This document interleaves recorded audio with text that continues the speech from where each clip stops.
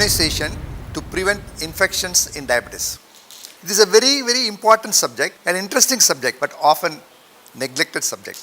I am thankful to the organizers of RSDI for giving this topic because many people with diabetes as well as general population, they think vaccination means, immunization means only for children. This concept of adult immunization is not picked up.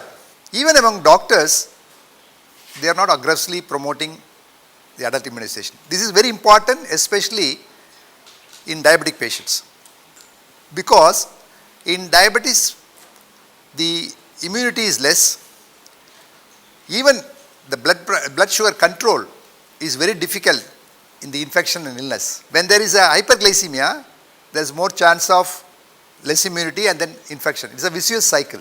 And the patients with diabetes are more prone to be developing all sorts of infections, and the hospitalization, especially if you see compared to normal patients, the diabetic patients are 6 times more to be hospitalized and 3 times more to die because of pneumonia and influenza. And now the recent evidences say that humoral immune response is very good after vaccination. That is why my appeal to all of you, you should have a diabetic educator or counselor, or you spend some time talk about immunization to your patients. As a individual, you have to take all the immunization which the adult should take. But there are 5 important vaccines for diabetic patients apart from the routine vaccines. The 5 major, we call it as big 5.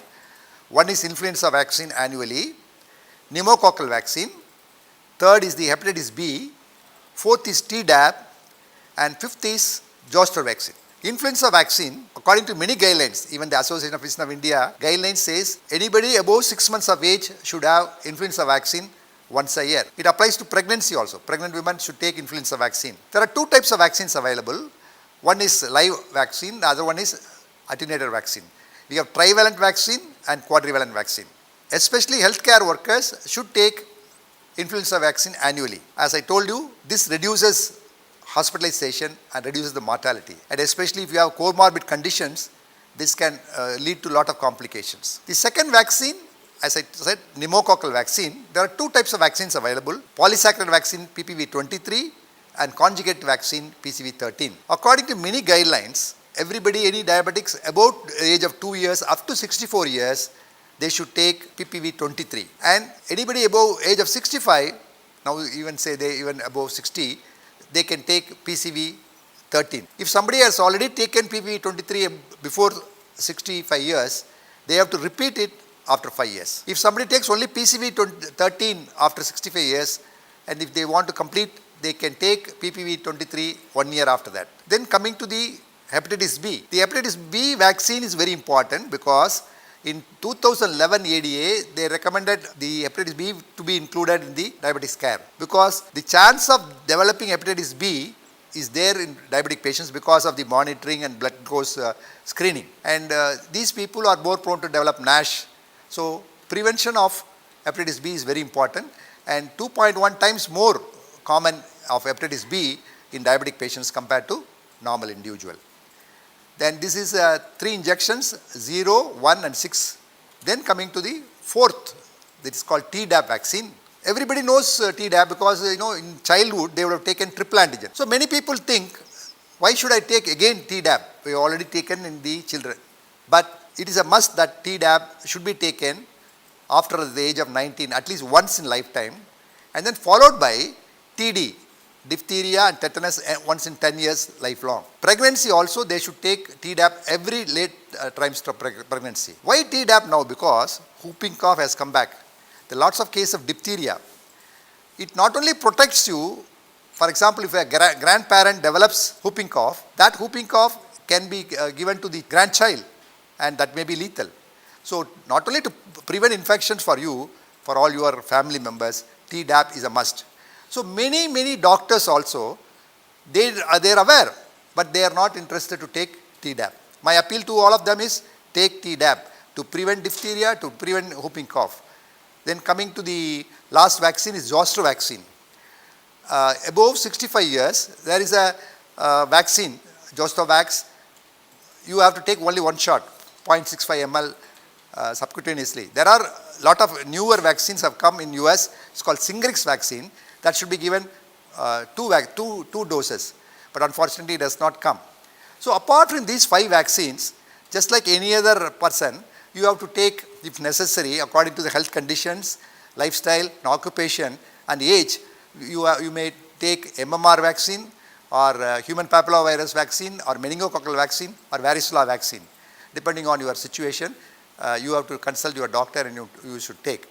My message to the doctors first is popularize adult immunization, because it is a cost effective, easily available, and you can always prevent major infections. For example, if you take pneumococcal vaccine, it prevents pneumonia to a certain extent. If you get pneumonia, the cost of admission in intensive care and hospitalization, the morbidity is more. So you have to take pneumococcal vaccine to prevent this dreadful disease. And as a healthcare worker, you have to take all the vaccines, especially flu vaccine, every year to prevent infections for you own, because there is a lot of flu coming, swine flu, bird flu, things like that. So that's one thing. Then in a rural center, in a diabetic rural center, a lot of people are going to the rural center. There also you should promote immunization.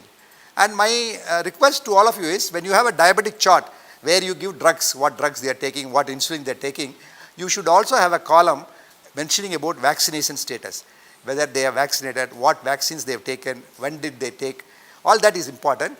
And as I said, it is a combined effect of the diabetic educators, counselors, doctors, then healthcare workers. All of them should promote and advise about the vaccination and importance of vaccination.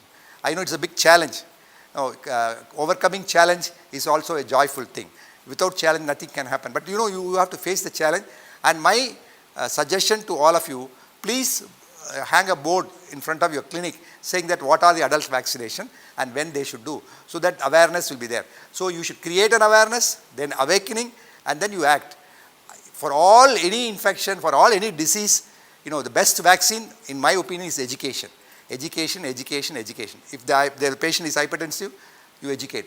If the patient is having a diabetes, education. Similarly, immunization, first educate and then immunize, and we must be a vaccination hero and promote this concept of immunization, especially in diabetes, which is life-saving. Thank you very much.